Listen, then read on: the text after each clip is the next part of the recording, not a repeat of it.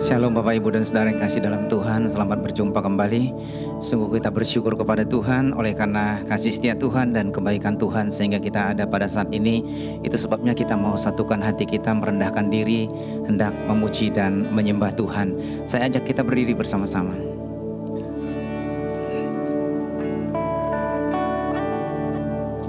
Mari kita tunduk kepala. Adapun pertolongan kita datangnya dari Tuhan yang menciptakan langit bumi serta segala isinya. Tuhan yang setia dan tidak pernah meninggalkan perbuatan tangannya, tapi kekal sampai selama-lamanya. Turunlah atas saudara sekalian anugerah dan sejahtera dari Bapa, kasih karunia dari Tuhan Yesus Kristus, serta lawatan kuasa Roh Kudus curahkan atas kita, sementara kita beribadah pada pagi hari ini. Amin.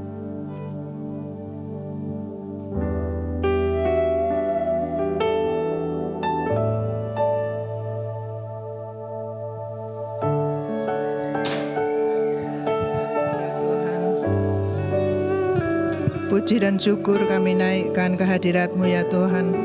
Terima kasih atas segala berkat-Mu, kasih setia-Mu, dan pemeliharaanmu di sepanjang hidup kami ya Bapa. Tuhan, saat ini kami berkumpul untuk beribadah memuliakan nama-Mu ya Tuhan. Kami rindu hadirat-Mu di tengah-tengah kami ya Bapa. Melawat kami, mengurapi setiap kami, melembutkan hati kami ya Tuhan, supaya kami siap ditaburi oleh kebenaran firman-Mu ya Tuhan. Terlebih untuk hamba-Mu yang memberitakan kebenaran firman-Mu ya Tuhan, urapi dan pakai lebih lagi ya Tuhan, supaya firman yang disampaikannya boleh mengubahkan hati dan pikiran kami ya Tuhan. Firman-Mu boleh menjadi kekuatan dan penghiburan buat setiap kami jemaat-Mu ya Tuhan. Berkati juga anak-anak-Mu yang mengambil bagian dalam pelayanan, baik untuk pemimpin pujian, juga untuk para singer, tim pemusik, tim multimedia, anak-anak tamborin, aser kolektan, bahkan guru-guru sekolah minggu yang ada di bawah. Berkati setiap mereka Tuhan, supaya mereka juga boleh memberikan yang terbaik untuk kemuliaan nama-Mu ya Bapa. Terima kasih Tuhan Yesus. Kuduskan peralatan yang digunakan Tuhan, supaya menjadi alat untuk kemuliaan nama-Mu. Kami juga berdoa untuk setiap saudara-saudara kami yang masih berada di perjalanan Tuhan. Kiranya Tuhan mempercepat langkah mereka supaya bersama-sama dengan kami memuliakan nama-Mu. Terima kasih Bapa. Dalam nama Tuhan Yesus kami berdoa. Haleluya. Amin. Jemaat dipersilakan duduk. Baik Bapak Ibu sekalian, selamat pagi, shalom. Mari mempersiapkan hati kita, mempersiapkan pikiran kita untuk memuji dan menyembah Tuhan pada pagi hari ini Bapak Ibu sekalian. Mari kita mengangkat pujian kepada Tuhan, selalu bersamaku. Hanya Kau Tuhan tempat kami berlindung, hanya Kau Tuhan tempat kami menyembah, Allah yang menjadi kekuatan kami. Dalam kesesakan Kau selalu bersama kami. Mari kita angkat pujian ini kepada Tuhan dengan sepenuh hati kita memuji, menyembah Tuhan pagi hari ini. Terima kasih Tuhan, kami bersyukur Yesus. Ya Bapa, terima kasih Tuhan.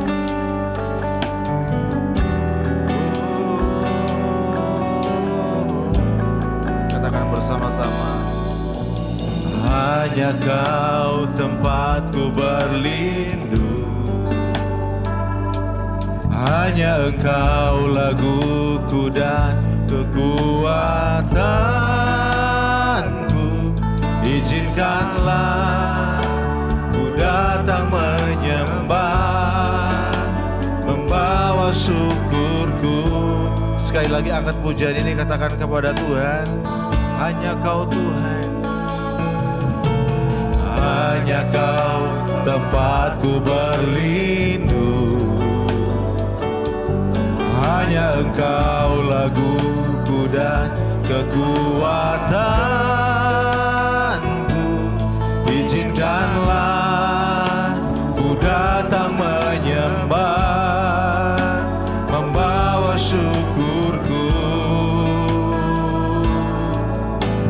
kasih Tuhan. Sedalamnya hatiku kau pun tahu, dan kasih-Mu tak jauh dalam jiwaku. Di dalam kesesakan, di dalam kemenangan, ku tahu Engkau selalu bersamaku. Terima kasih Tuhan. Kami tahu bahwa Engkau selalu bersama kami.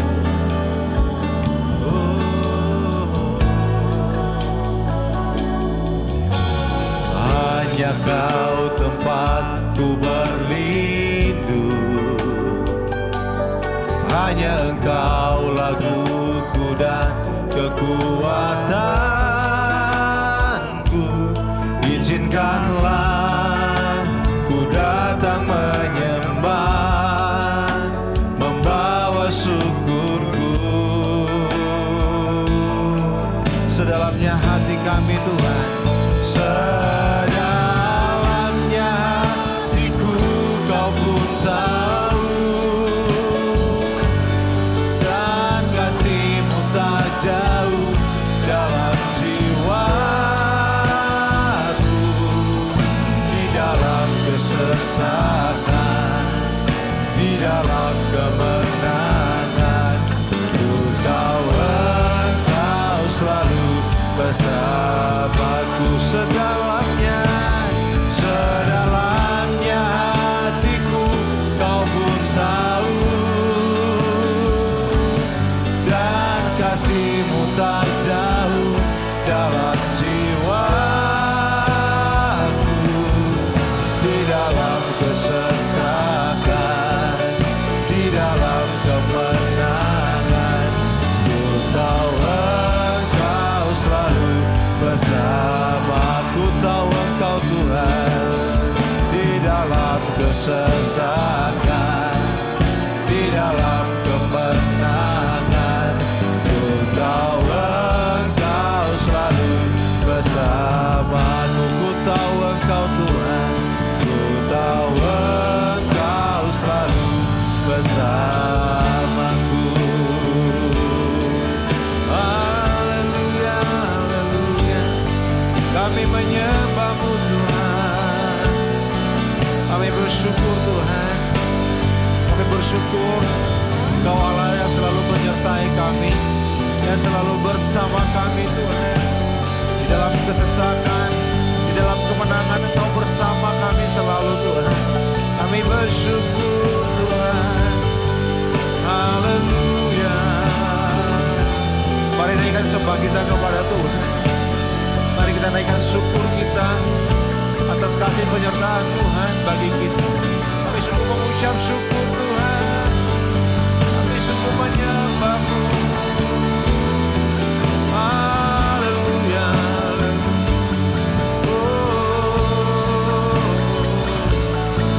Glory bagi-Mu Tuhan.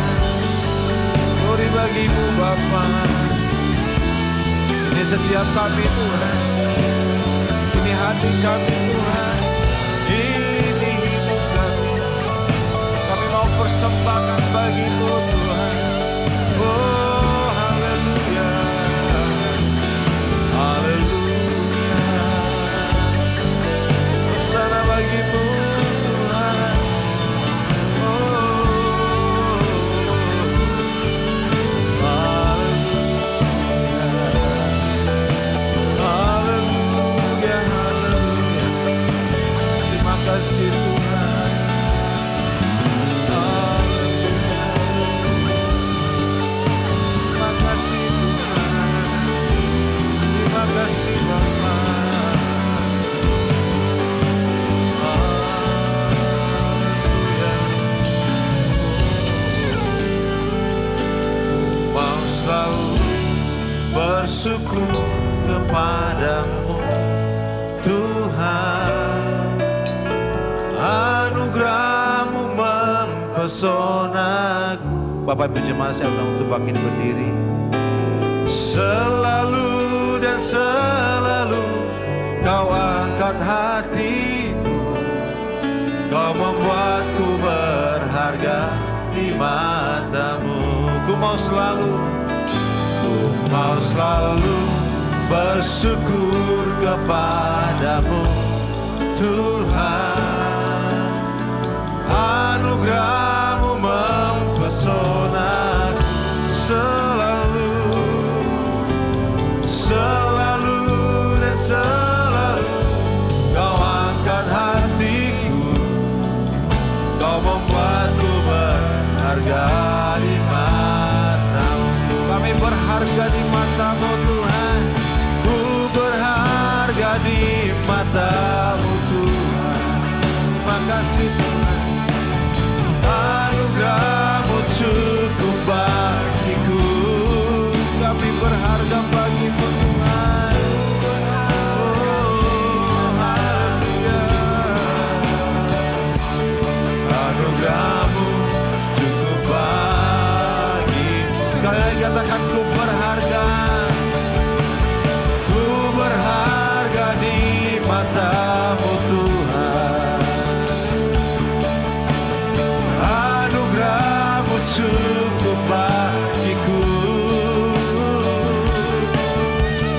Ku berharga di matamu Tuhan. Anugerah-Mu cukup bagi. Katakan, ku mau selalu bersyukur kepadamu Tuhan. Anugerah-Mu mempesona selalu dan selalu. Kau angkat hatiku, Kau membuatku berharga di matamu. Kau membuat kami Tuhan, Kau membuatku berharga di matamu. Kau membuatku berharga di matamu. Terima kasih Tuhan. Kami sungguh bersyukur. Kami sungguh berharga bagi Tuhan. Saat ini Tuhan, ini hidup kami mempersembahkan kepada Tuhan. Kami mau beribadah, bersekutu kepada Tuhan pada pagi hari ini. Biarlah Tuhan Engkau hadir di tengah-tengah kami, jamah setiap kami Tuhan, urapi setiap kami.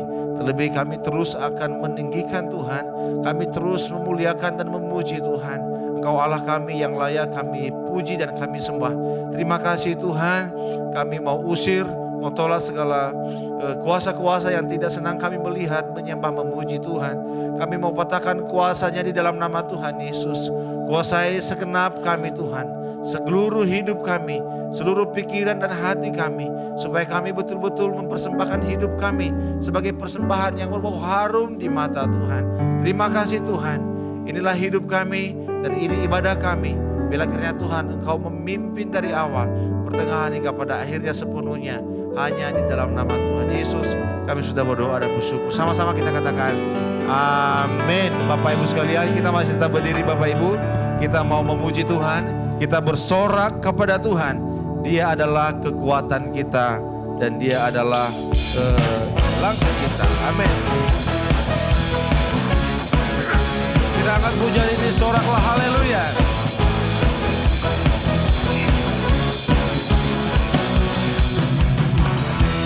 Yesus Kau kekuatan di hidupku, takkan gentar langkahku. Angkat tanganku di saat ku jatuh, Kaulah sumber kuatku. Lembah yang kelam sebab Engkau sertaku. Katakan, dengan imanku ku diselamatkan oleh kuasa Yesusku, oleh kuasa Yesusku. Ku angkat tanganku, ku sorakan haleluya.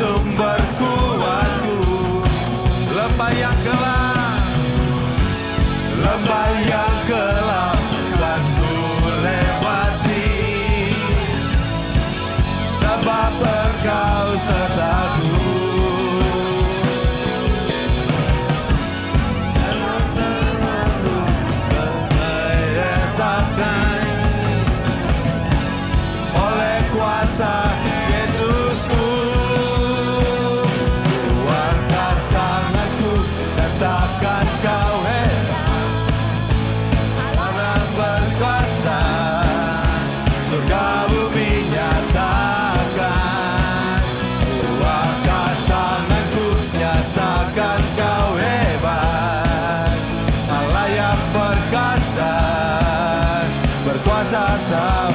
Ku angkat tanganku, ku angkat tanganku, ku sorakan haleluya. Namamu berkuasa, surga bumi nyatakan. Ku angkat tanganku, nyatakan kau hebat. Nyata yang berkuasa, berkuasa selamanya. Namanya Tuhanku menara yang teguh. Haleluya. Namanya berkuasa. Dia Allah yang perkasa.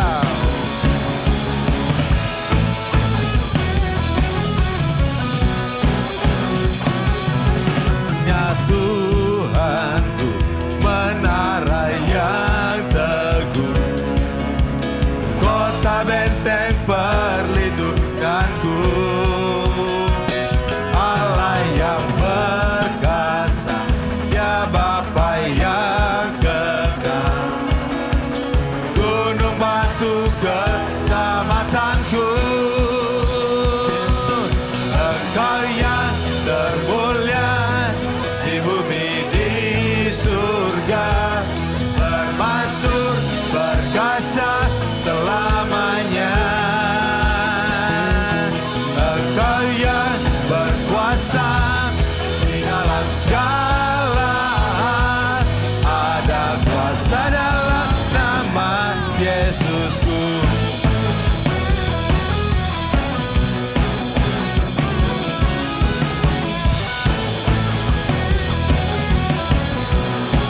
Katakan bersama-sama, hanya Tuhanku, menara yang teguh, kota benteng perlindunganku. Allah yang perkasa, ya Bapa yang kekal, gunung batu keselamatanku. Katakan engkau yang termulia di bumi di surga, termasyhur perkasa selamanya. Engkau yang berkuasa di dalam segala, ada kuasa dalam nama Yesus. Nama di atas segala nama, nama di atas segala nama, nama yang tak membebaskanku. Segala kuasa tunduk pada nama itu, Yesus Tuhan segala Tuhan. Nama di atas segala nama, atas segala nama, nama yang tak membebaskanku.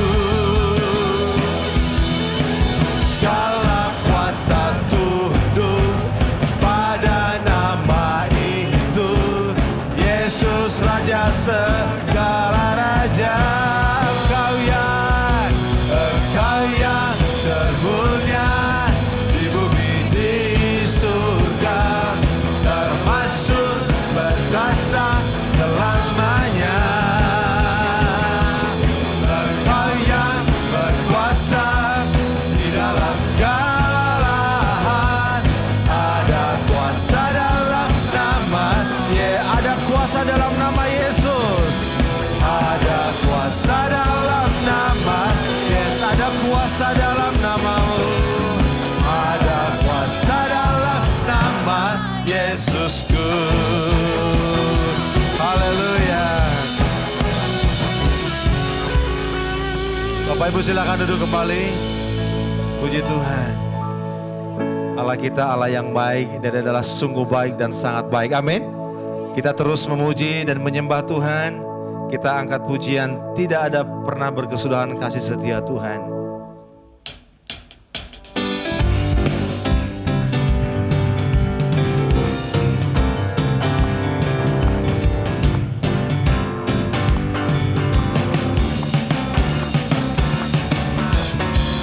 Tiada berkesudahan kasih setiamu Tuhan, selalu baru rahmat-Mu bagiku.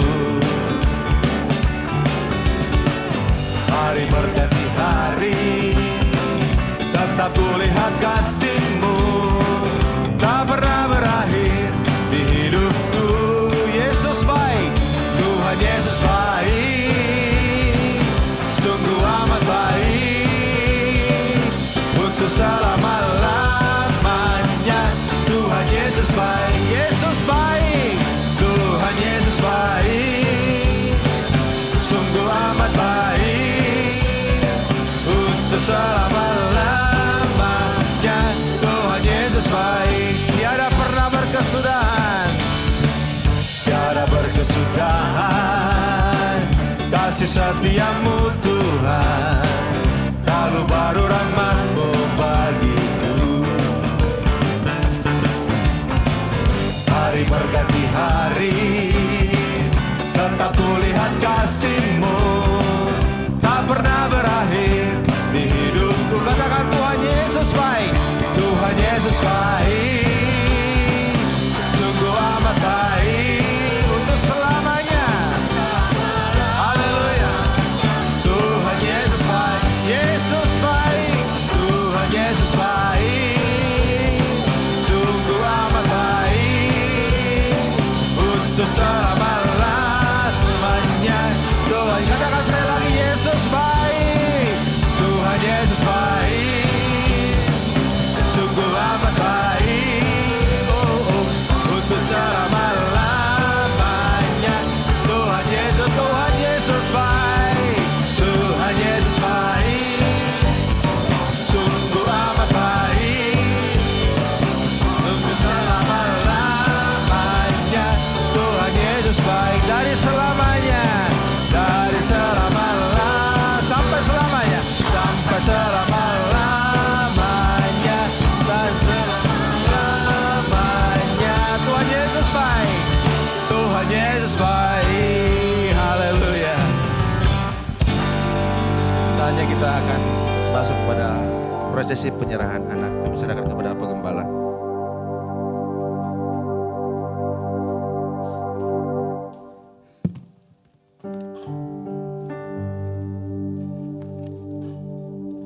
Shalom Bapak Ibu dan Saudara yang kasih dalam Tuhan. Pada kesempatan pagi hari ini, keluarga dari Bapak Ibu Joni akan menyerahkan putrinya kepada Tuhan. Untuk itu kami persilahkan untuk Bapak Ibu Joni membawa putrinya hadir di depan mimbar.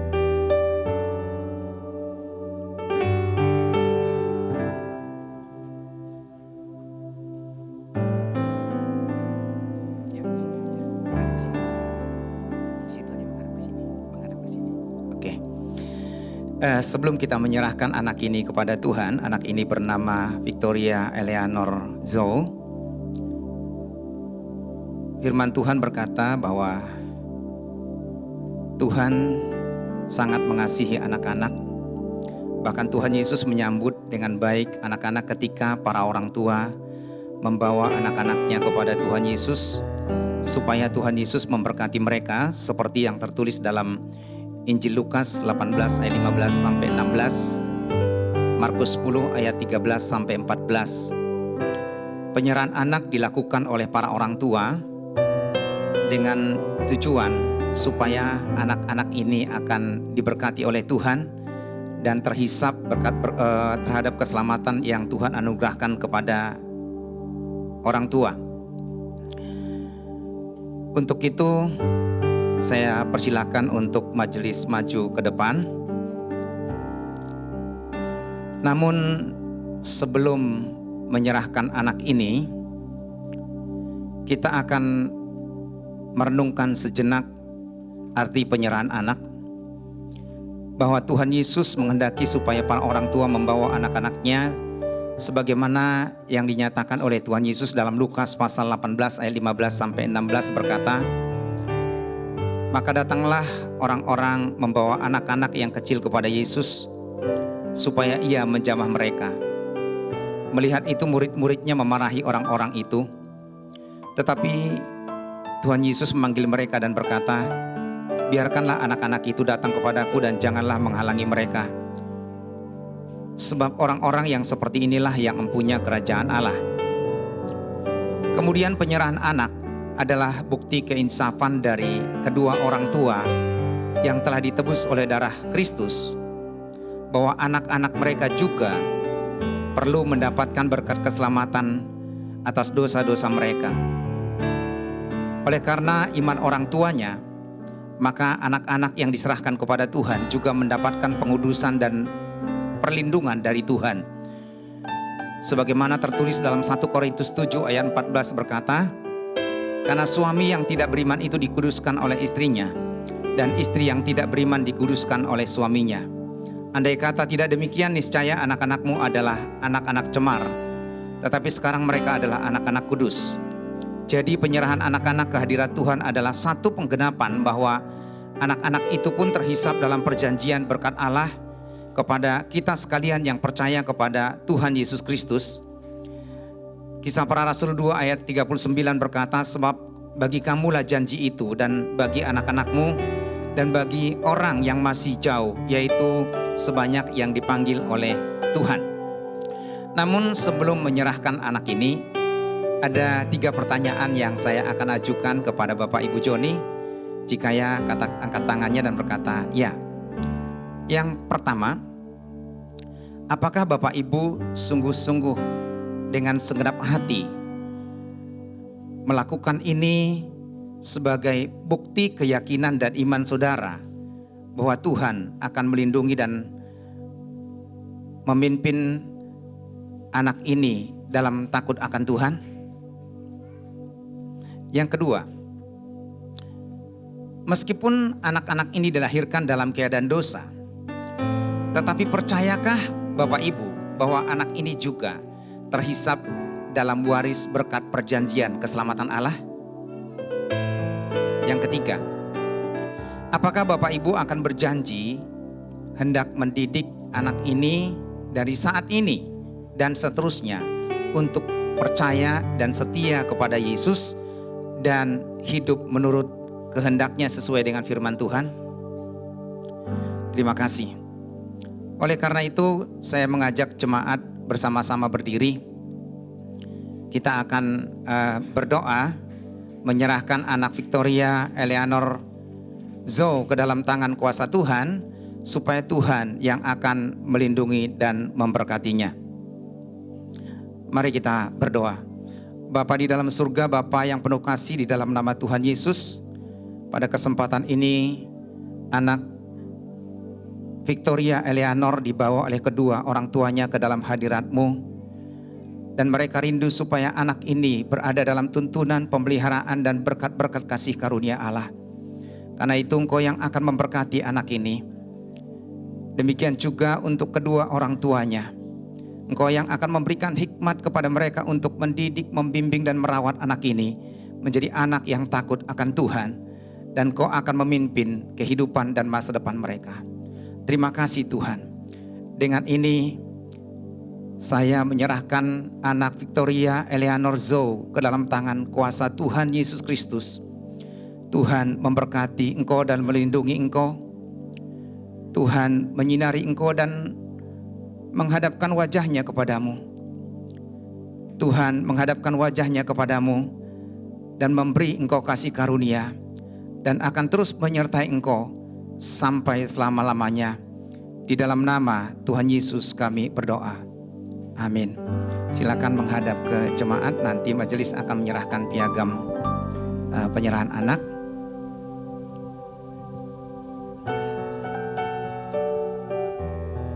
Waktu selanjutnya saya kembalikan dan saya persilahkan untuk Bapak Ibu Joni kembali ke tempat. Tuhan Yesus memberkati.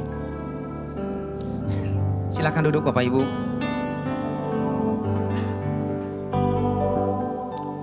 Mari kita mempersiapkan diri kita untuk mendengarkan firman Tuhan. Kita angkat pujian tak terbatas kuasa-Mu Tuhan.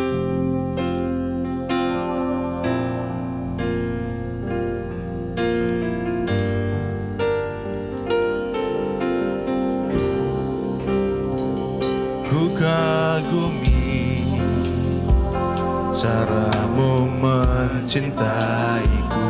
Kau ada di setiap proses hidupku. Di titik terendahku kau hadir untuk mengangkatku. Ku tahu kau menyerah akan hidupku. Ku kagumi caramu mencintaiku. Kau ada di setiap proses hidupku. Di titik terendahku, di titik terendahku kau hadir untuk mengangkatku. Ku tahu kau tak menyerah akan hidupku. Tak terbatas, tak terbatas kuasamu, tak terduga caramu. Kau yang ku andalkan di setiap langkah hidupku. Tak terbatas kasih-Mu, tak terduga jalan-Mu. Kau yang ku percaya di segala musim hidupku.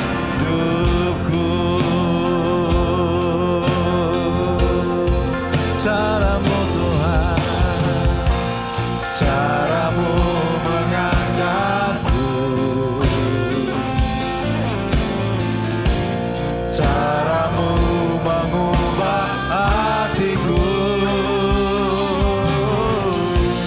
caramu menuntunku.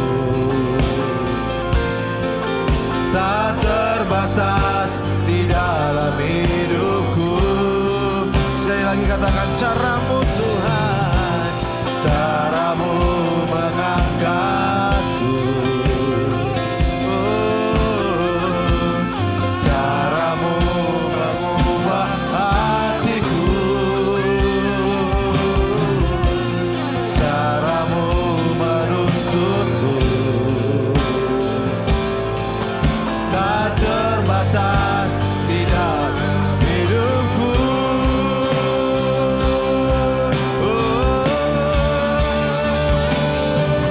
Tak terbatas kuasamu. Bapak Ibu sekali lagi saya undang untuk bangkit berdiri bersama-sama. Duga caramu, kau yang ku andalkan di setiap langkah hidupku. Tak terbatas kasih-Mu, tak terduga jalan-Mu.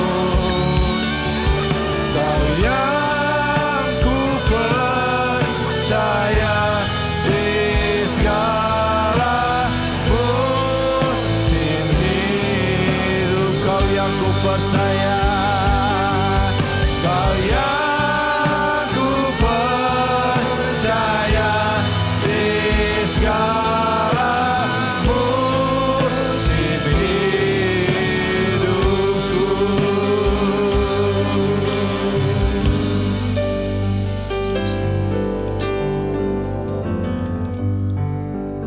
Kami menyadari Tuhan bahwa perjalanan hidup kami masih panjang. Dalam setiap fase hidup itu, kadang kami diperhadapkan dengan situasi yang tidak masuk akal, bahkan di luar harapan-harapan kami. Tetapi oleh karena kami percaya, dalam situasi apapun juga, di setiap musim kehidupan kami tetap percaya kasih setiamu tidak pernah berubah, dan berkat-berkat-Mu, penyertaan-Mu sempurna atas kami. Terima kasih Tuhan, ajar kami untuk tetap setia, mengikuti rancangan Tuhan, belajar taat dan setia dalam setiap proses yang Tuhan kerjakan dalam kehidupan kami. Sehingga kami tidak akan pernah menyerah, tetapi kami akan terus melangkah dalam perjalanan iman, dan kami akan melihat, mengalami kuasa Tuhan.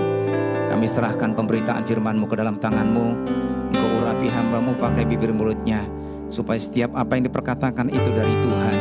Urapi juga setiap jemaat yang mendengarkan. Di dalam nama Tuhan Yesus kami berdoa. Amin. Silakan duduk Bapak Ibu dan Saudara yang kasih dalam Tuhan. Shalom. Shalom.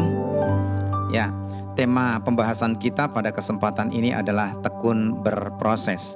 Mari kita bersama-sama membuka Alkitab kita. Pembacaan kita saya ambil dari Kejadian pasal yang ke-37 sampai dengan pasal yang ke-45. Cukup panjang, tetapi tidak akan kita baca semuanya. Kita akan hanya baca melompat-lompat. Bagian yang pertama yang akan kita baca adalah ayat pasal yang ke-37, ayat yang ke-11. Pasal 37 ayat 11 saya akan bacakan. Kejadian 37 ayat 11. Maka irilah hati saudara-saudaranya kepadanya, tetapi ayahnya menyimpan hal itu dalam hatinya. Ayat 18.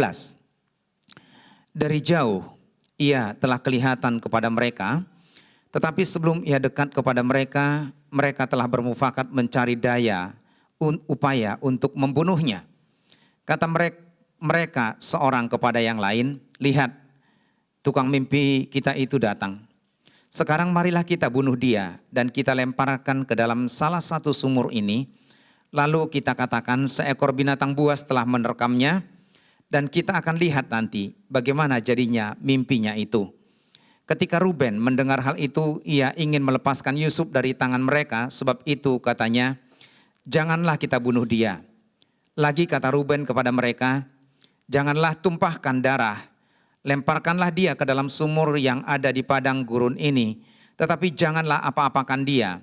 Maksudnya hendak melepaskan Yusuf dari tangan mereka dan membawanya kepada ayahnya. Ayat yang ke-23, baru saja Yusuf sampai kepada saudaranya, mereka pun menanggalkan jubah Yusuf, yang jubah maha indah yang dipakainya itu, dan mereka membawa dia dan melemparkannya ke dalam sumur. Sumur itu kosong, tidak berair. Lalu kemudian ayat 28, ketika ada saudagar Midian lewat, Yusuf diangkat ke atas dari dalam sumur itu, kemudian dijual kepada orang Ismail itu dengan harga 20 sikal perak. Lalu Yusuf dibawa mereka ke Mesir.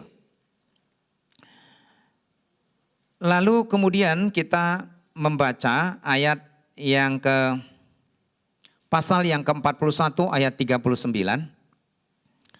41 ayat yang ke-39.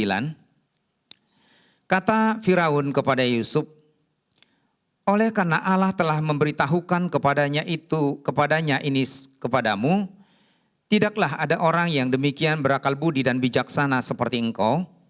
Engkaulah menjadi kuasa atas istanaku, dan kepada perintahmu seluruh rakyat akan taat. Hanya tahta inilah kelebihanku daripadamu. Selanjutnya Firaun berkata kepada Yusuf, dengan ini aku melantik engkau menjadi kuasa atas seluruh tanah Mesir. Sesudah itu Firaun menanggalkan cincin meterainya dari jarinya dan mengenakannya pada jari Yusuf. Dipakaikannya kepada Yusuf pakaian daripada kain halus dan digantungkannya kalung emas pada lehernya. Sebagaimana yang saya katakan tadi bahwa tema pembahasan kita pada hari ini adalah tekun berproses. Kalau kita berbicara tentang ketekunan, maka itu membutuhkan proses. Dan proses itu selalu menuntut banyak hal. Tetapi Ketika berbicara tentang proses, maka apapun itu, apakah itu berbicara tentang pekerjaan, jabatan, usaha, ataupun mungkin karakter seseorang, maka proses sangat menentukan hasil akhir. Jika proses berjalan dengan benar, sesuai dengan aturan yang berlaku, maka tentu hasilnya akan sesuai dengan apa yang diharapkan. Tetapi sebaliknya, apabila proses dilakukan secara asal-asalan dan tidak sesuai dengan ketentuan yang berlaku, maka hasilnya pasti akan mengecewakan dan tentu tidak akan bermanfaat secara maksimal. Kalau berbicara tentang proses, rasanya pasti tidak enak. Kenapa tidak enak? Karena dalam proses ada tahap-tahap yang harus dikerjakan dan dilakukan, dan kadangkala membutuhkan waktu yang sangat lama. Seseorang yang memiliki integritas yang tinggi, itu tidak terjadi secara instan tetapi berjalan dalam proses. Seseorang yang memiliki jabatan yang mentereng tentu tidak juga didapatkan secara instan, tetapi melalui tahap demi tahap untuk sampai kepada posisi tersebut. Seseorang yang memiliki mental yang kuat juga tidak terjadi secara singkat, tetapi dia harus melewati proses waktu ataupun mungkin situasi, keadaan untuk sampai kepada tahap tersebut.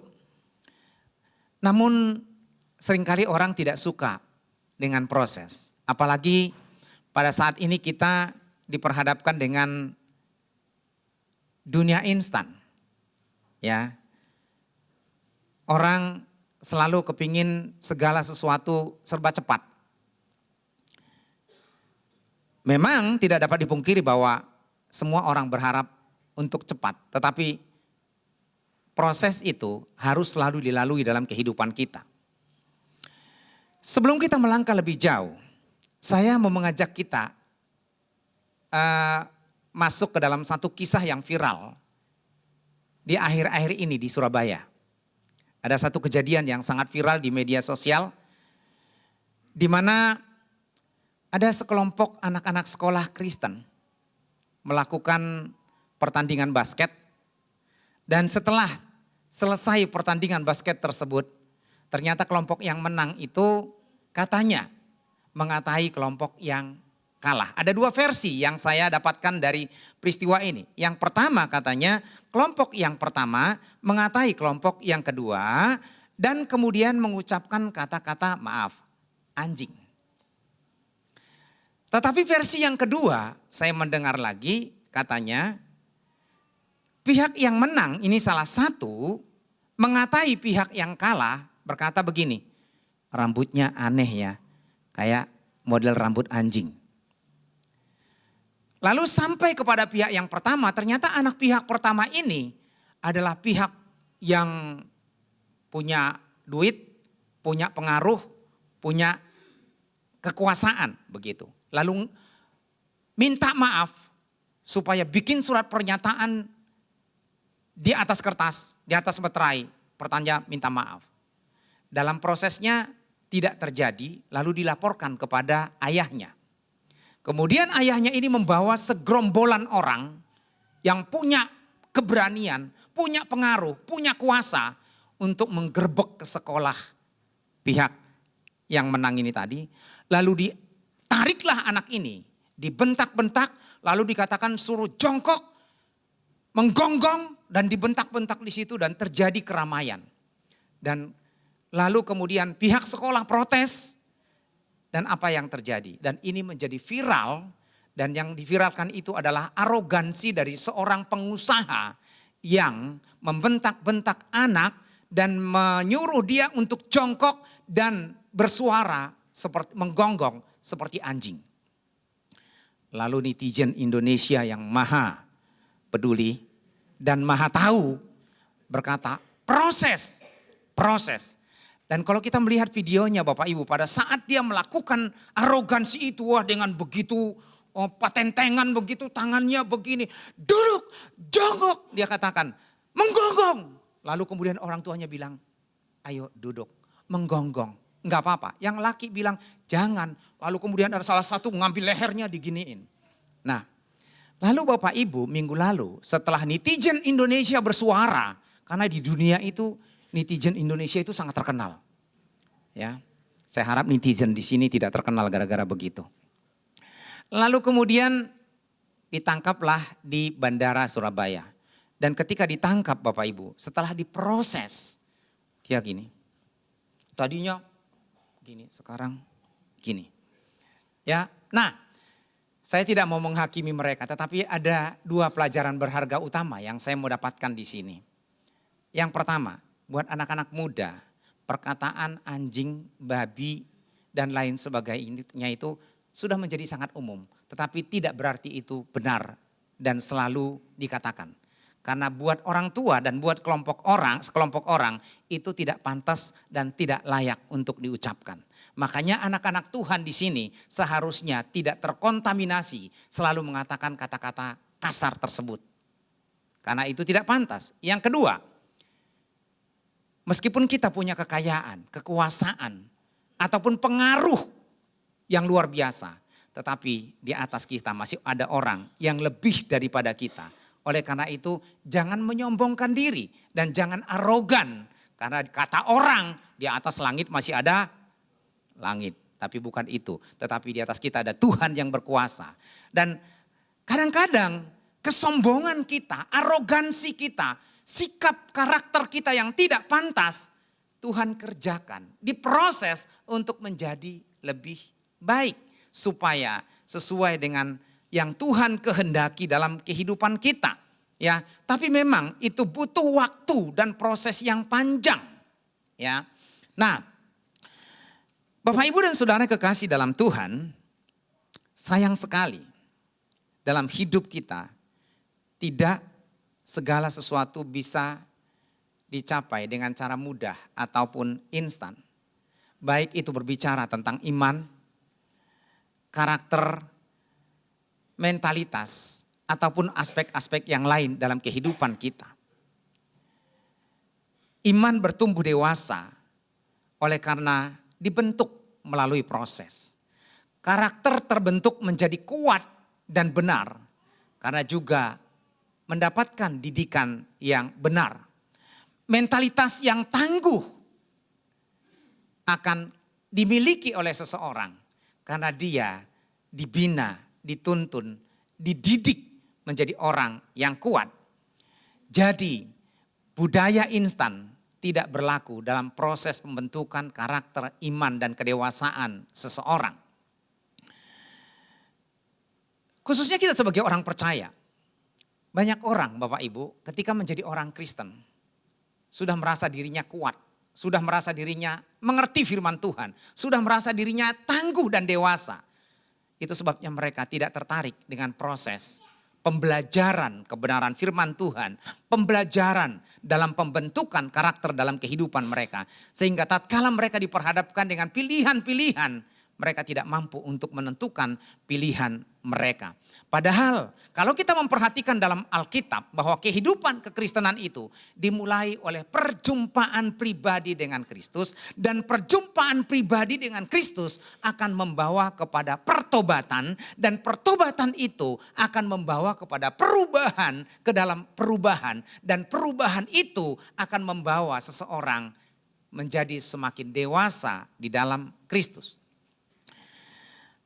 Pada kesempatan pagi hari ini, Alkitab menyuguhkan salah satu teladan dalam menjalani proses iman dan proses hidup.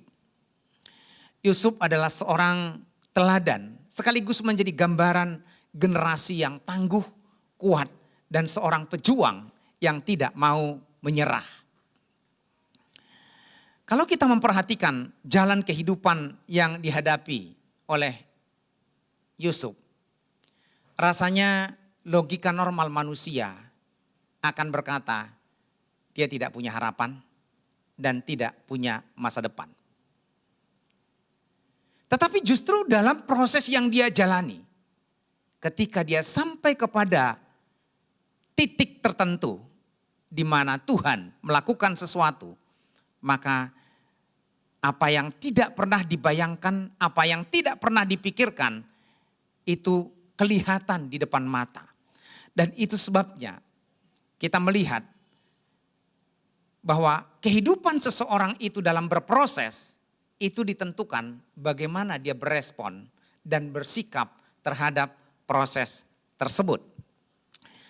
Bapak, Ibu, dan saudara yang kekasih dalam Tuhan, pada kesempatan ini kalau kita mempelajari, merenungkan perjalanan kehidupan daripada Yusuf, dari sejak dia mengalami proses, kita akan selalu menemukan paradoks-paradoks. Tetapi justru di dalam paradoks ini, kita menemukan proses yang Tuhan kerjakan dalam hidupnya. Saya mau mengajak kita pada kesempatan ini merenungkan 4 paradoks sekaligus juga proses dalam diri Yusuf. Yang pertama adalah paradoks antara disayang dan dibenci. Ini aneh ya, disayang tetapi juga dibenci. Dan saya katakan bahwa proses ini merupakan satu proses pembentukan terhadap ketahanan mental dari pribadi Yusuf. Ya, proses untuk membentuk menjadi seorang memiliki mental yang sangat tangguh dan mental yang sangat kuat. Dalam Alkitab dikatakan bahwa Yusuf itu memiliki orang tua. Dia memiliki seorang bapak bernama Yakub. Yakub punya istri 2, yaitu Lea dan Rahel, dan 2 ya kayak membantunya lah, menjadi kemudian gundiknya. Jadi 4, punya anak 13. Nah, tetapi Alkitab mengatakan bahwa Yusuf itu adalah anak yang sangat disayang oleh Yakub oleh karena 2 alasan. Yang pertama, karena dia lahir dari wanita yang paling dicintainya. Kalau sudah berbicara tentang paling dicintai, berarti ada yang kurang dicintai. Betul ya? Kalau tersayang, berarti ada yang kurang disayang. Makanya kadang-kadang penggunaan bahasa Indonesia itu kurang tepat seringkali. Anak yang tersayang, berarti ada yang kurang disayang. Nah, jadi saya melihat sejenak ketika Yakub pergi ke rumah Laban, dia jatuh cinta kepada putri Laban bernama Rahel. Lalu hendak menikahi Rahel. Tapi Laban berkata, oh sorry, kamu harus kerja 7 tahun baru boleh nikah dengan Rahel. Oke, kerja 7 tahun. Dia kerja 7 tahun nunggu. Siapa yang pernah pacaran di sini 7 tahun baru nikah? Wah, itu sangat panjang waktunya. Itu proses yang panjang, ya. Nah, setelah 7 tahun dia berkata, "Om, aku mau nikah dengan Rahel." Oke, nikah. Pada saat hari pernikahan, ternyata yang didapatkan oleh Yakub bukan Rahel, tapi kakaknya Lea. Loh, kaget. Loh, kenapa jadi Lea? Ini penipuan ini. Ya maklum, penipu akan mendapatkan tipuan. Karena Yakub juga sudah menipu ayahnya Esau. Maka hati-hati, tabur tuai. Sekarang dia ditipu juga. Nah, lalu kemudian, ya kamu ngerti dong. Masa yang tua belum nikah, yang kamu nikahin adiknya, itu gak sopan namanya. Ya udah nikahin dulu itu Lea. 7 tahun lagi kalau kamu mau cinta kepada Rahel, kerja lagi 7 tahun. Oke, ini memang cinta mati. Tidak ada wanita lain di dunia ini. Hidup matiku ada di tanganmu. Gitu. Nah, bekerjalah dia 7 tahun lagi. Dan ketika 7 tahun sudah 14 tahun. Tibalah waktunya, waktu yang sangat ditunggu-tunggu. Cinta yang terpendam selama 14 tahun. Yang bergelora sedemikian rupa. Akhirnya terkabul, nikahlah dia dengan Rahel. Lahirlah di masa tuanya Yusuf. Dan Yusuf menjadi anak yang sangat dicintainya. Yang sangat menarik adalah dan tidak setuju, tentu tidak sesuai dengan pendidikan keluarga. Ternyata dia pilih kasih. Dan Yusuf diperhatikan secara khusus dan diberikan jubah yang indah. Dan pilih kasih ini akhirnya menyebabkan iri hati dan kebencian dari saudara-saudaranya. Dan kebencian ini terpelihara dan apapun yang dilakukan oleh Yusuf itu selalu salah. Padahal Yusuf tidak salah. Makanya hati-hati Bapak Ibu. Kita sebagai orang tua seringkali mungkin kita berperilaku pilih kasih kepada anak. Dan itu pasti akan berdampak negatif. Ya, walau kadang-kadang memang tidak dapat dipungkiri. Kalau kita punya dua anak, yang satu susah diatur, yang satu nurut. Pastikan kita lebih percaya kepada yang nurut, betul kan? Sehingga seringkali kita mungkin lebih setuju kepada yang nurut gitu kan. Walaupun sebenarnya kasih kita sama. Tapi hati-hati dalam pilih kasih. Ada orang tua yang saya tahu pilih kasih. Contoh misalnya gini. Saya pernah mengenal suami istri. Jadi mereka sudah sepakat dua anak mereka. Setiap bulan suaminya memberikan uang belanja kepada istrinya. Dan istrinya membagi uang belanja ini dan termasuk uang jajan anak. Ternyata diam-diam si istrinya ini suka menambah uang jajan anaknya yang nomor 2. Tapi diam-diam juga si suami, karena lebih sayang kepada anaknya yang lebih tua, kasih uang jajan lebih juga. Akhirnya suka ribut dan kebencian. Yang anak yang pertama nggak menghargai ibunya, anaknya yang kedua juga tidak menghargai bapaknya. Ini sama dengan yang dilakukan oleh Ishak kepada Yakub dan Esau. Ya, nah. Oleh karena pilih kasih inilah mereka benci. Dan bermimpi pun Yusuf 2 kali itu akhirnya membuat mereka bully kepada Yusuf. Bisa dibayangkan satu pihak ayah dan ibunya sangat sayang kepada dia, peduli kepada dia, perhatian kepada dia. Itu kan dia tidak minta. Tetapi akhirnya dia menjadi korban bulian, korban kebencian, korban iri hati. Oleh karena korban kebencian dan bulian ini sendiri. Satu ketika para kakak-kakaknya pergi menggembalakan kambing domba. Yakub berkata, coba pergilah ke sana nengok mereka apa yang terjadi. Dan dalam perjalanan itu dia melangkah dengan kemandirian dan rasa tanggung jawab untuk patuh kepada orang tua. Ternyata ketika kakak-kakaknya melihat dia, amarah mereka muncul, kebencian mereka timbul dan mereka timbul niat jahat hendak membunuh Yusuf. Tetapi kemudian Ruben berkata, jangan kita bunuh. Lebih baik dia dimasukkan ke sumur kering. Tapi dengan harapan supaya dia dipulangkan kepada ayahnya. Tapi kemudian Yehuda punya ide lain. Ngapain? Di situ dibiarkan, mending kita jual. Lumayan dapat duit 20 shekel perak. Gitu ya. Dan ini bisa dibayangkan Bapak Ibu, diperlakukan di rumah dibully, dibenci, sekarang direncanakan dibunuh, lalu dijual. Secara manusia itu sangat pahit Bapak Ibu. Ini ada paradoks, satu sisi dia dicintai, disayang, diperhatikan, dipedulikan. Tapi di sisi yang lain dia dibenci, dia hendak dibunuh, bahkan kemudian dijual. Tetapi yang sangat menarik adalah Yusuf tidak pernah berespon dan bereaksi secara negatif. Dia menjalani itu dengan respon positif. Tanpa rasa benci, tanpa dendam, tanpa sakit hati. Bapak Ibu dan Saudara kekasih dalam Tuhan, dalam pembentukan ketahanan mental kita seringkali diperhadapkan dengan situasi-situasi seperti ini. Situasi yang sulit, situasi yang kadang-kadang kita tidak suka. Kalau kita hanya berpikir dari sisi negatif, lalu kemudian kita berespon secara negatif, maka itu akan menjadi bumerang dalam kehidupan kita. Dan kita tidak akan pernah dewasa. Saya masih mengingat Bapak Ibu, lingkungan saya itu tidak baik Bapak Ibu. Saya satu kelompok itu 9 orang, waktu dari SD sampai SMA. Dan teman-teman saya ini suka bolos sekolah Bapak Ibu. Bukan hanya suka bolos, suka main judi. Main judinya itu uang sekolah. Jadi uang sekolah dibawa, sekarang kan model transfer. Kalau dulu kan dititip ke anak. Nanti kemudian mereka itu main judi, apakah itu berangkat sekolah, bolos, dan kemudian uang sekolahnya nggak ada. Nanti dikasih surat peringatan, nggak disampaikan ke orang tuanya, mereka bolos. Setelah 3 bulan dipulangkan, panggil orang tua. Ketahuan nggak bayar uang sekolah. Dan kemudian mereka semua ngerokok Bapak Ibu. Kalau saya nggak ikut merokok, mereka bilang banci. Ya nggak apa-apa. Kalau saya nggak merokok itu tidak membuat saya menjadi banci, sampai hari ini juga saya nggak jadi banci.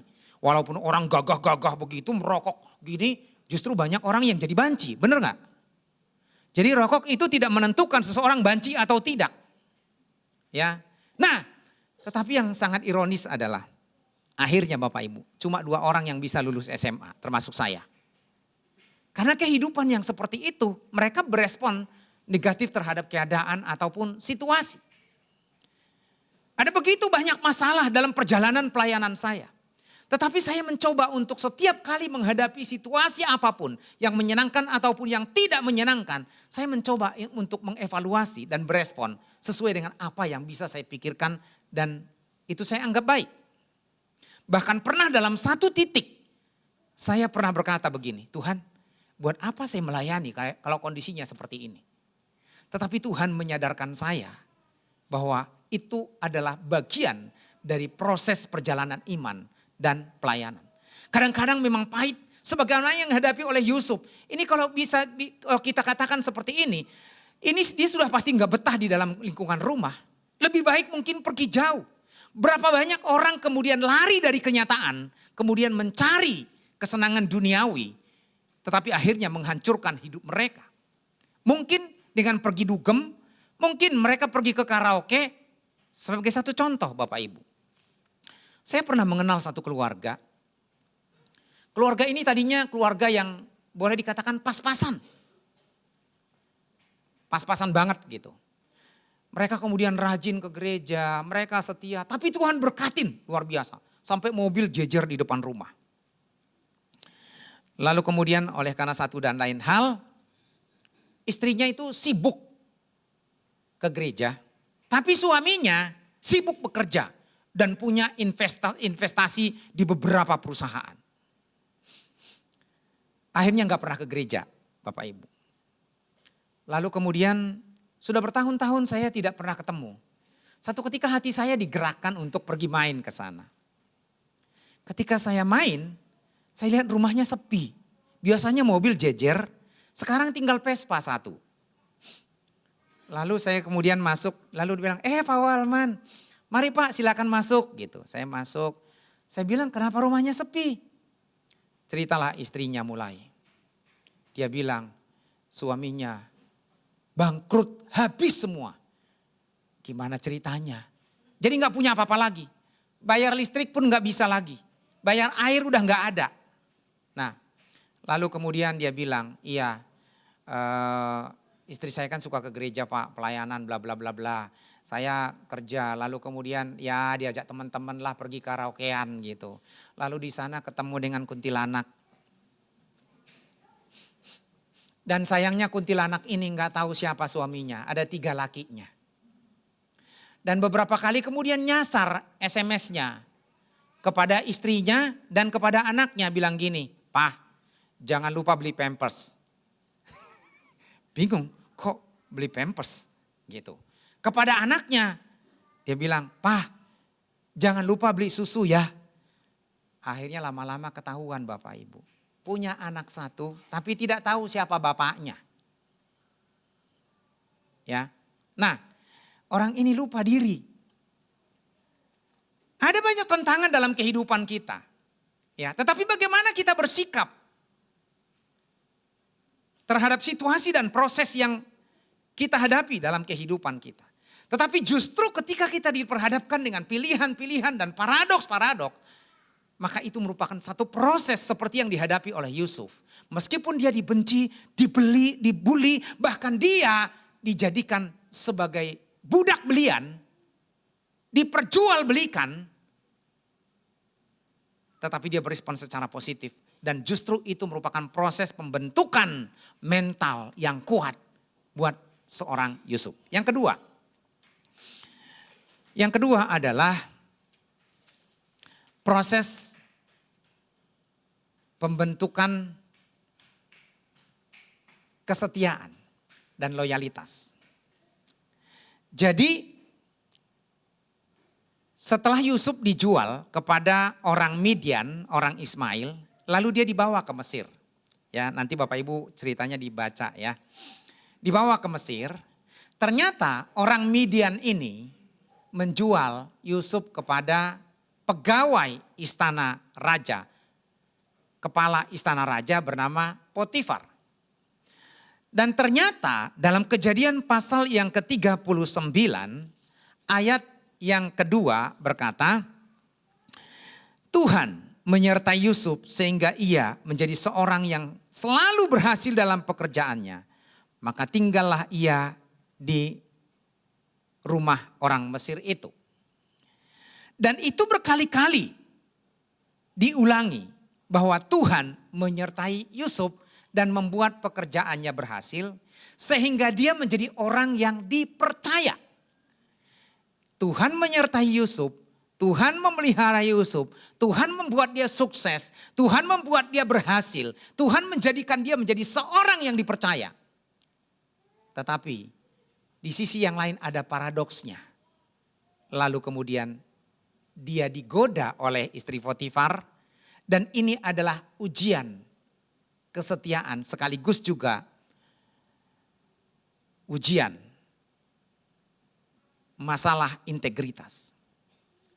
Nah, kenapa saya mengatakan di sini ujian kesetiaan dan integritas? Ini 2 poin ya yang kita lihat bersama.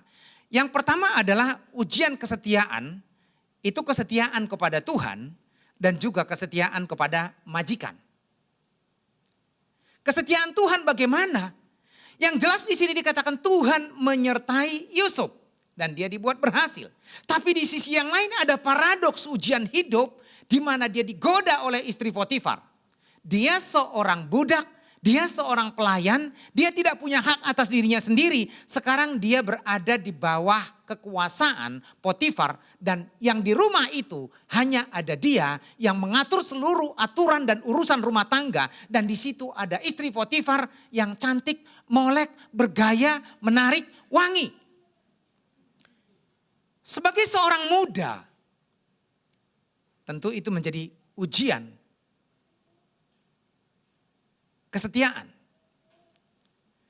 Apakah dia tergoda dengan istri Potifar yang menggoda itu, yang cantik itu, sementara dia adalah orang kepercayaan dari Potifar?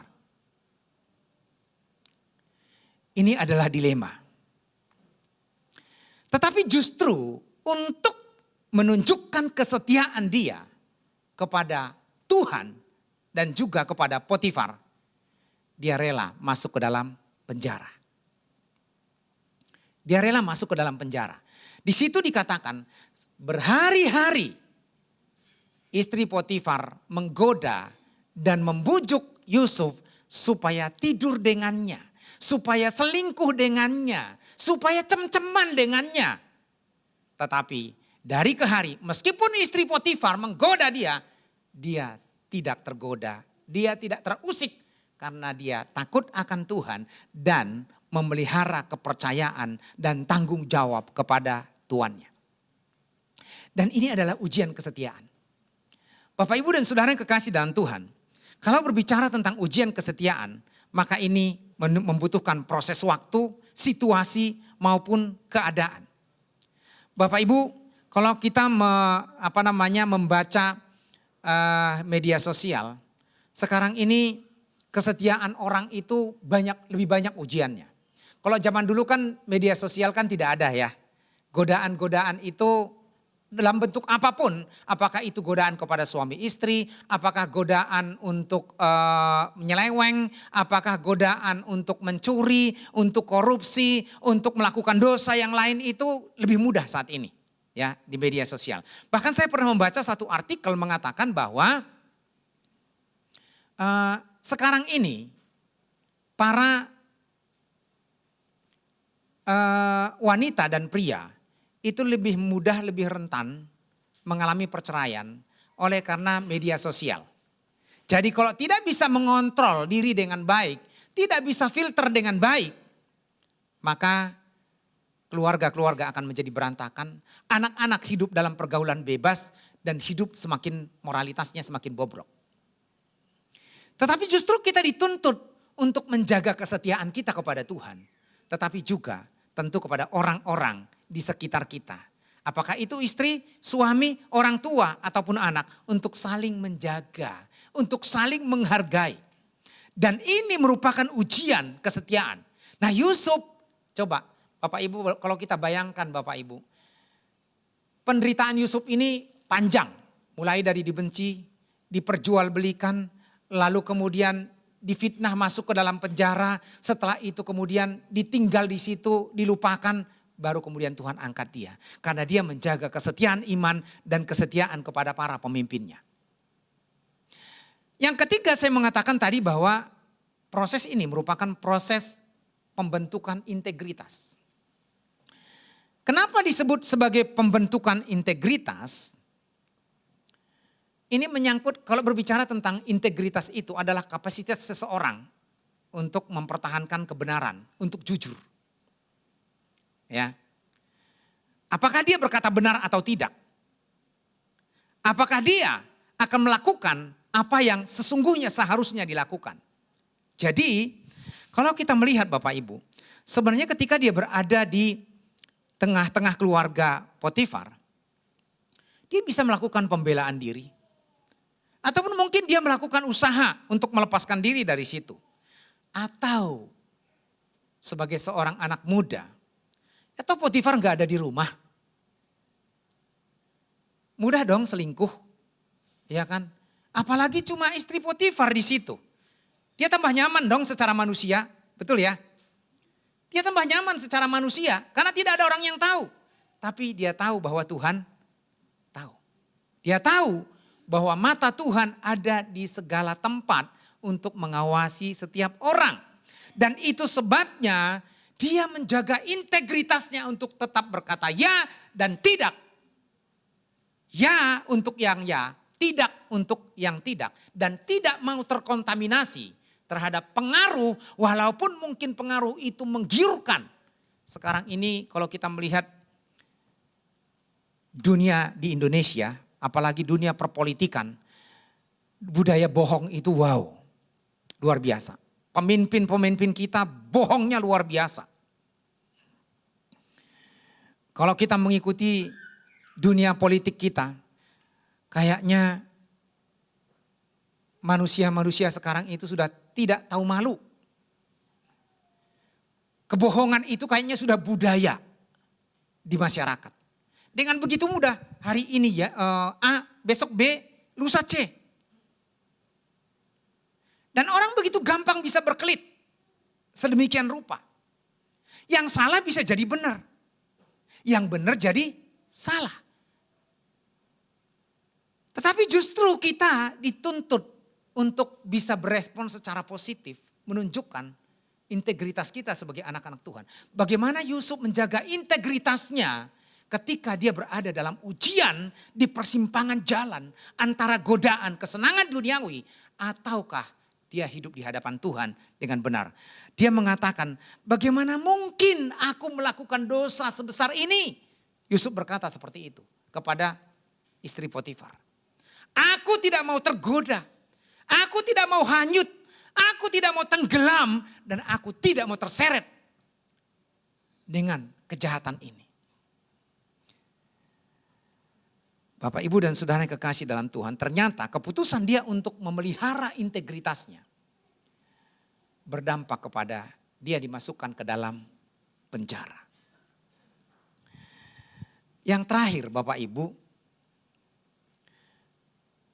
proses untuk menghadapi ujian kemurnian kasih. Kenapa saya mengatakan proses untuk menghadapi ujian kemurnian kasih?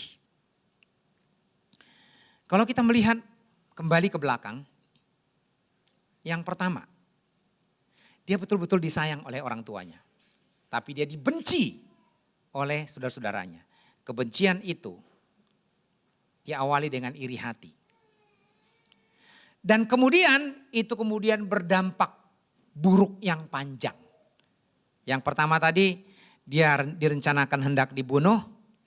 Yang kedua kemudian dia dijual menjadi seorang budak kepada orang Midian. Lalu orang Midian menjual kepada Potifar. Lalu di rumah Potifar dia menjadi difitnah dan masuk ke dalam penjara. Di penjara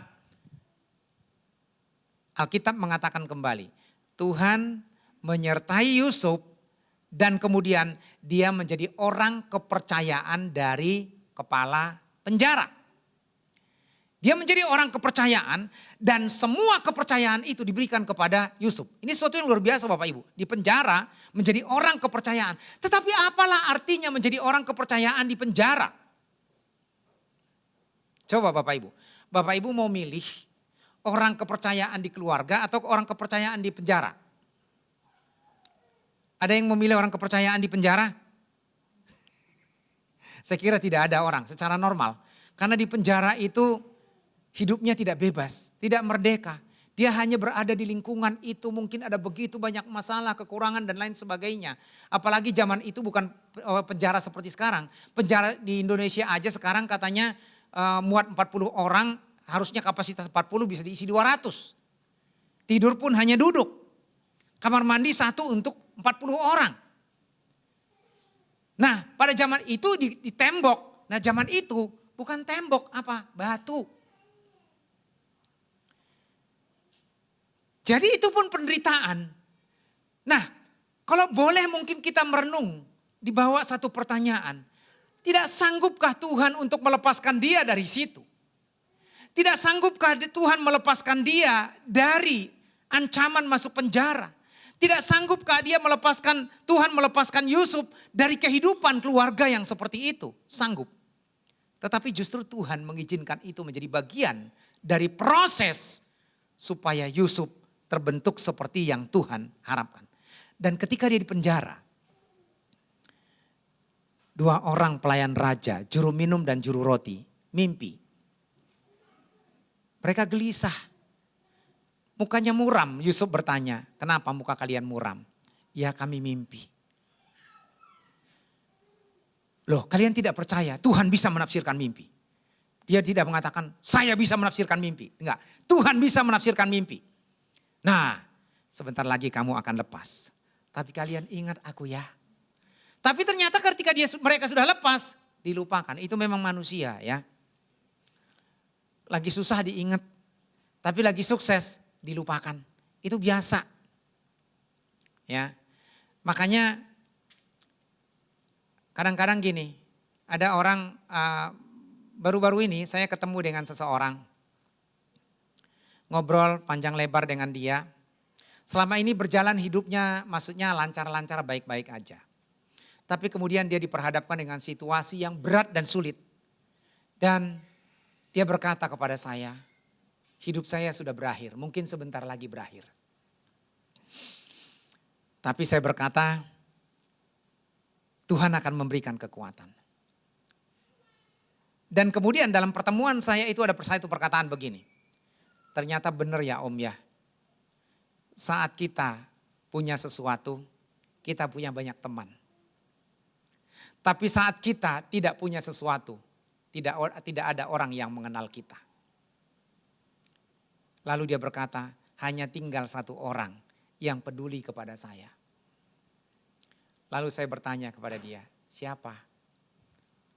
Mama.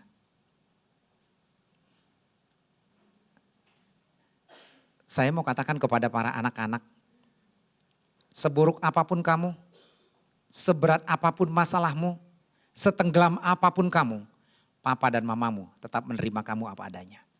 Makanya jangan remehkan, jangan rendahkan, jangan hina orang tuamu. Mantan teman, mantan istri, mantan sahabat ada, tetapi tidak ada mantan ayah dan ibu.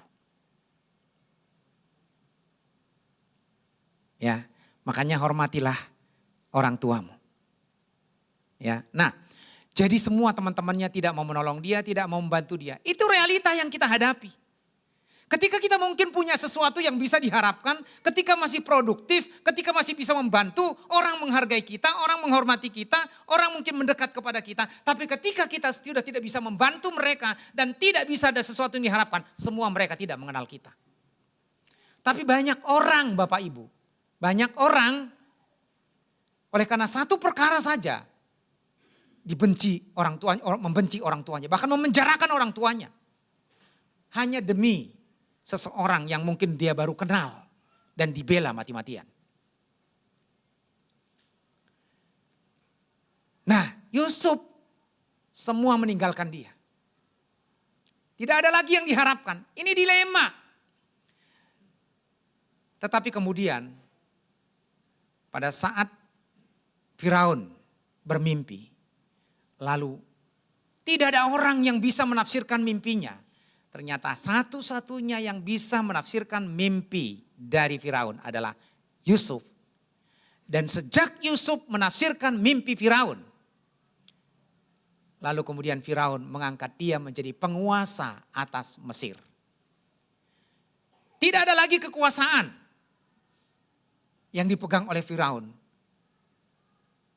Sebagaimana yang kita baca tadi, hanya jabatan itu. Semuanya diberikan kepada Yusuf. Dan ketika Yusuf menjadi seorang yang sukses, seorang yang berkuasa, sekarang dia diperhadapkan dengan ujian kemurnian kasih. Nah, sekarang tadinya kan semua orang meninggalkan dia ya. Hidup sendiri di penjara, hidup sendiri menjadi seorang budak. Sekarang orang datang kepada dia. Semua orang bertanya kepada dia, semua orang minta tolong kepada dia. Termasuk kakak-kakaknya datang kepada dia untuk meminta bantuan. Wow, saya melihat Yusuf tidak normal Bapak Ibu. Dalam tanda petik. Kenapa tidak normal? Itu kan kesempatan ketika kakak-kakaknya bolak-balik minta beli persediaan makanan gandum kepada Yusuf. Itu kesempatan untuk balas dendam. Tetapi justru Yusuf tidak balas dendam. Tetapi kalau kita memperhatikan dalam Kejadian pasal yang ke-45 dikatakan, untuk kehidupanlah dan untuk keturunanmu lah Tuhan telah menempatkan aku di negeri ini. Bukan kamu yang menyuruh aku ke tempat ini, tetapi Tuhanlah yang menyuruh aku ke tempat ini. Tidak ada sakit hati, tidak ada dendam, tidak ada kebencian, dan tidak ada pembalasan sakit hati. Tetapi justru penerimaan dengan penuh kasih. Ada rekonsiliasi, ada pemulihan di antara mereka. Dan dia berespon secara positif terhadap penderitaan, terhadap ujian, terhadap masalah, terhadap himpitan, dan terhadap orang-orang yang jahat. Yang kejam kepada dia. Oleh karena itu Bapak Ibu dan Saudara kekasih dalam Tuhan, saya tidak tahu proses apa yang sedang terjadi dalam kehidupan kita pada saat ini. Tetapi berbicara tentang proses, pasti itu tidak enak. Dan itu butuh waktu lama. Kadang butuh tenaga, butuh biaya, butuh pikiran, butuh tekanan mental, tekanan psikologis. Tetapi justru di balik paradoks-paradoks dan pilihan-pilihan yang kita hadapi, Tuhan sedang mengerjakan satu proses supaya kita menjadi lebih dewasa dan lebih kuat. Oleh karena itu, tatkala proses itu sedang terjadi dalam hidup kita, maka kita harus taat kepada Tuhan dan berespon secara positif. Maka kita akan menjadi lebih kuat sesuai dengan yang Tuhan kehendaki. Ada 4 poin yang kita renungkan pada saat ini. Dalam paradoks yang dihadapi oleh Yusuf untuk menjadi orang yang dikehendaki oleh Tuhan. Yang pertama adalah proses pembentukan ketahanan mental menjadi seorang yang kuat. Dia disayang tetapi sekaligus dibenci, tapi dia berespon secara positif. Yang kedua, proses untuk pembentukan kesetiaan. Kesetiaan kepada Tuhan dan kesetiaan kepada para pemimpin. Meski dia dibenci, meski dia dijual, meski dia mengalami penderitaan, tetapi dia tetap berespon secara positif, tetap percaya kepada Tuhan. Dan dia berkata, tidak mungkin aku melakukan kejahatan sebesar ini di mata Tuhan, meskipun ada sesuatu yang menggiurkan. Dan ketiga adalah proses pembentukan integritas dari seorang Yusuf yang berkata ya terhadap ya, tidak terhadap tidak. Dosa adalah dosa, kebenaran adalah kebenaran. Dan yang keempat adalah ujian kemurnian kasih. Barangkali kita pernah disakiti oleh seseorang, tapi pembalasan itu adalah haknya Tuhan. Kita lakukan apa yang menjadi bagian kita. Mengampuni orang yang pernah menyakiti kita. Berdamai dengan mereka. Maka kita akan hidup damai sejahtera dan bertumbuh sesuai dengan yang Tuhan kehendaki dalam kehidupan kita. Mari kita berdoa. Bapa di dalam surga, kami bersyukur kembali kepadamu Tuhan. Kalau kami masih ada seperti ada pada saat ini, itu karena kemurahan dan kebaikan Tuhan. Dan apabila kami merenung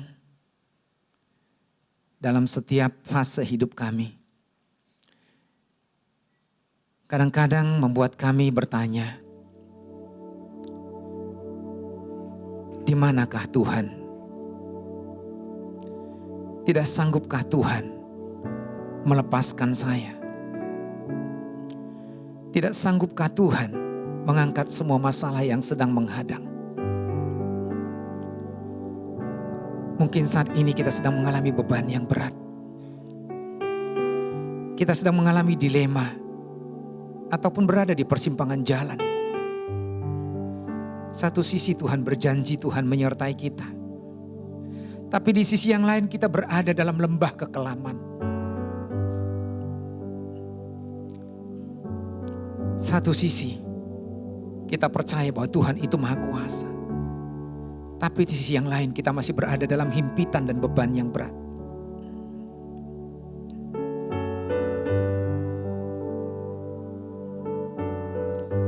Tetapi mari kita mengarahkan diri kepada Tuhan.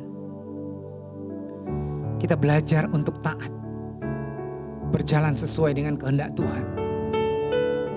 Mengikuti setiap proses yang sedang kita alami dalam hidup kita. Untuk menjadikan kita menjadi seorang yang berintegritas. Seorang yang kuat. Seorang yang setia. Dan seorang yang memiliki kemurnian kasih di hadapan Tuhan. Ini memang berat. Tetapi Tuhan sedang merancangkan yang indah bagi kita. Tuhan, Kau melawat setiap anak-anak-Mu. Engkau tahu isi hati mereka. Engkau tahu beban hidup mereka. Engkau tahu pergumulan mereka. Lawat mereka Tuhan. Bangkitkan kembali iman mereka. Angkat mereka kembali Tuhan. Kuatkan mereka. Supaya mereka tidak akan pernah goyah. Engkau menopang mereka melangkah di jalan yang Tuhan kehendaki. Biar firman-Mu itu terus akan menguatkan kami dan meneguhkan kami. Di dalam nama Tuhan Yesus kami berdoa. Amin. Waktu selanjutnya saya kembalikan.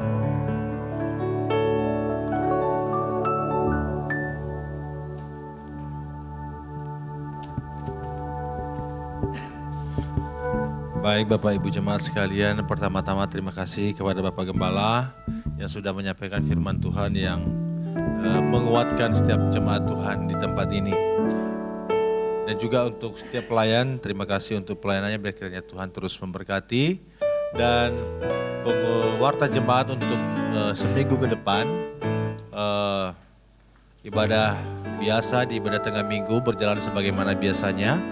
Di antara lain adalah ada ibadah permata pada hari Kamis yang dimulai pada pukul 19.30 setengah 8 malam. Juga hari Jumat ada Jumat Gembira anak-anak sekolah minggu. Dan juga ada ibadah PRBK pada hari Sabtu.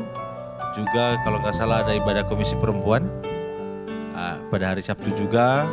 Mari setiap Bapak Ibu jemaat Tuhan untuk menghadiri ibadah-ibadah tengah minggu yang akan datang pada jadwal seminggu ke depan ini. Dan kemudian ada satu orang yang berulang tahun pada minggu ini, yaitu pada Bapak Mokhtar Sihaan ya. Betul? Adakah Bapak Mokhtar Sihaan? Enggak ada. Kami ucapkan selamat ulang tahun kepada Bapak Mokhtar Sihaan. Dan selanjutnya, adakah laporan selanjutnya? Tidak ada pengumuman selanjutnya, dan kita akan memberikan persembahan yang terbaik kepada Tuhan. Kami undang untuk petugas maju ke depan.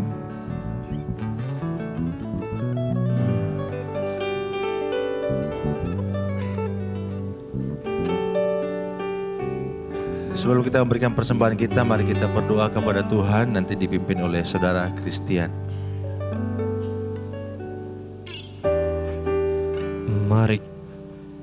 Mari kita bersatu di dalam doa.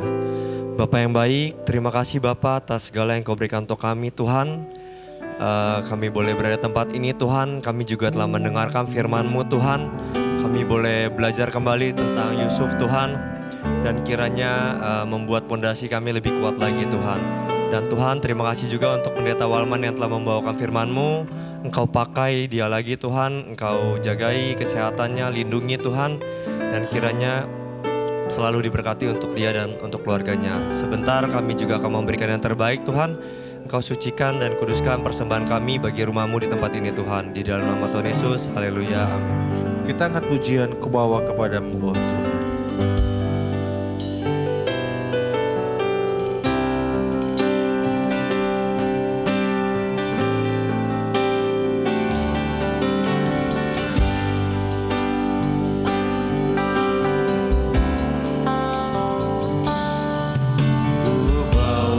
Kepadamu, oh Tuhan, persembahanku ini. Ku ingin Engkau menerima korban syukurku melalui pujian.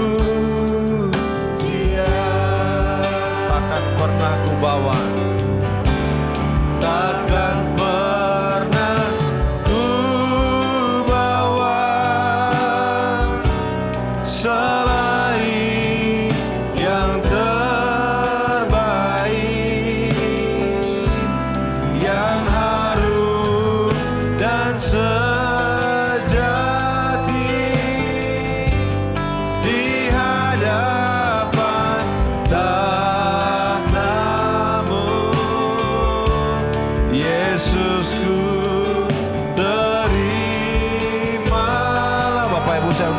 berdiri. Teman syukurku ini yang mengalir di hatiku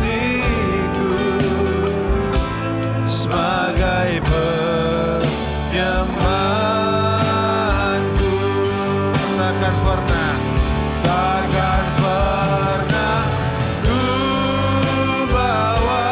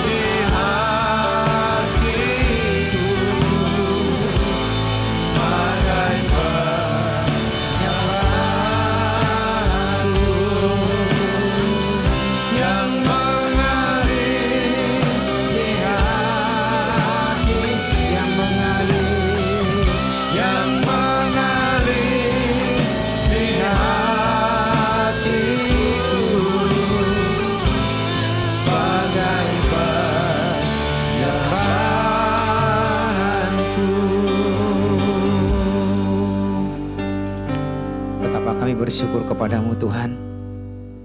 Tuhan yang penuh kasih, yang maha tahu, yang selalu memberikan yang terbaik kepada kami. Terima kasih Tuhan untuk setiap berkat Tuhan, penyertaan Tuhan dan kebaikan Tuhan yang Tuhan berikan kepada kami hari demi hari. Terima kasih Tuhan, kami boleh berada di tempat ini memuji Tuhan dan mendengarkan firman-Mu. Dan kerinduan kami Tuhan, Kau yang akan terus menuntun kami dalam setiap jalan kami, sehingga kami mampu berjalan sesuai dengan rancangan dan kehendak Tuhan, dan rancangan Tuhan nyata dalam kehidupan kami pribadi lepas pribadi. Terima kasih Tuhan buat seluruh jemaat Tuhan yang sudah hadir pada kesempatan ini. Kau yang akan terus memeliharakan mereka, memberkati mereka, memberikan kesehatan dan kekuatan. Engkau tahu apa yang menjadi kebutuhan dan pergumulan mereka. Tuhan akan terus melawat mereka dan meneguhkan mereka. Dan kami percaya bahwa pertolongan Tuhan tidak pernah berkurang dan tidak pernah terlambat atas mereka. Karena Tuhan tahu waktu yang tepat dan cara yang terbaik untuk menolong dan melawat mereka. Terima kasih Tuhan. Kami bersyukur juga buat anak-anak-Mu yang sudah melayani pada saat ini.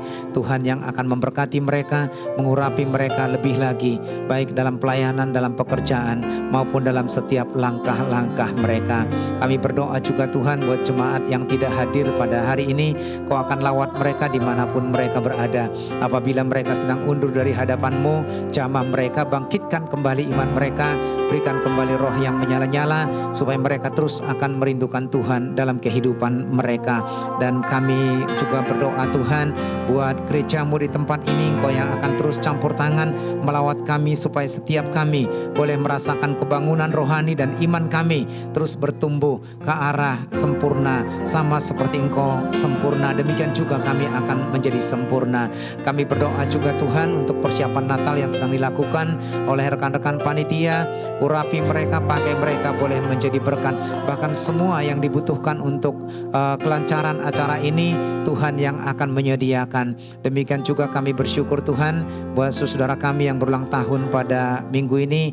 Kami menyerahkan untuk Pak Muhtar Siahaan, berikan kesehatan dan kekuatan kepadanya. Biar kiranya dengan bertambahnya usianya, dia boleh semakin setia kepada Tuhan dan semakin bersemangat untuk beribadah mencari Tuhan. Terima kasih Tuhan. Kami juga berdoa buat bangsa dan negara kami.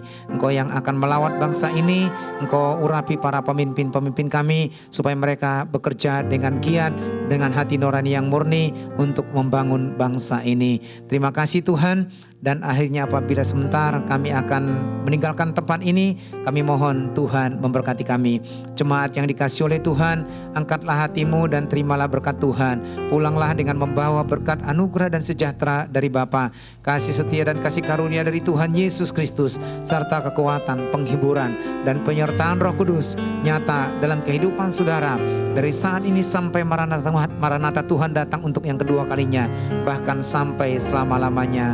Amin. Bapa, terima kasih. Bapa, terima kasih. Bapa di dalam surga,